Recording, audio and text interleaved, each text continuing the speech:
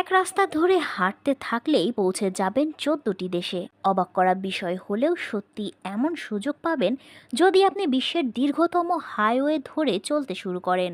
এই রাস্তা দিয়ে গেলে পেরিয়ে যেতে পারবেন Mexico, Guatemala, El Salvador, Honduras, Nicaragua, Costa Rica ও উত্তর আমেরিকার মতো দেশ মহাদেশের সীমানা। বলছি প্যান আমেরিকান হাইওয়ের কথা। পথটি শুরু হয়েছে উত্তর আমেরিকা থেকে। এটি আলাস্কা থেকে শুরু হয়ে 14টি দেশ পেরিয়ে দক্ষিণ আমেরিকার আর্জেন্টিনায় শেষ হয়েছে।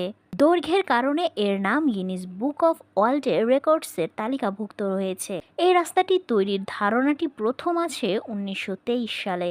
মজার ব্যাপার হলো এই মহাসড়ক তৈরি করতে শুধু একটি দেশ নয়, অবদান আছে 14টি দেশের। এই দেশগুলোর নাম হলো Costa Rica, Peru, Panama, Nicaragua, Mexico, মার্কিন যুক্তরাষ্ট্র, Honduras, Guatemala, Bolivia, El Salvador, Colombia, Chile, Canada ও আর্জেন্টিনা। কেউ যদি প্রতিদিন 500 কিলোমিটার পথ ভ্রমণ করেন তাহলে তিনি এই পথটি প্রায় 60 দিনেই সম্পূর্ণ করতে পারবেন। কার্লোস সান্তা মারিয়া নামে একজন সাইক্লিস্ট পথটি 117 দিনেই সম্পূর্ণ করেছিলেন। এর জন্য গিনেস বুক অফ ওয়ার্ল্ড রেকর্ডসে তার নাম লেখা হয়েছে। বিশাল এই মহাসড়কের সব রুট একত্রিত করলে তবেই তার দৈর্ঘ্য হবে প্রায় 48,000 কিলোমিটার। এই প্যান আমেরিকান হাইওয়েতে যেতে চাইলে আগে থেকেই খুব ভালোভাবে প্রস্তুতি নিতে হবে। এই মহাসড়ক দিয়ে যেতে যদি কোনো গাড়ি বা বাইক নষ্ট হয়ে যায় তাহলে কিন্তু বিপদে পড়তে হবে।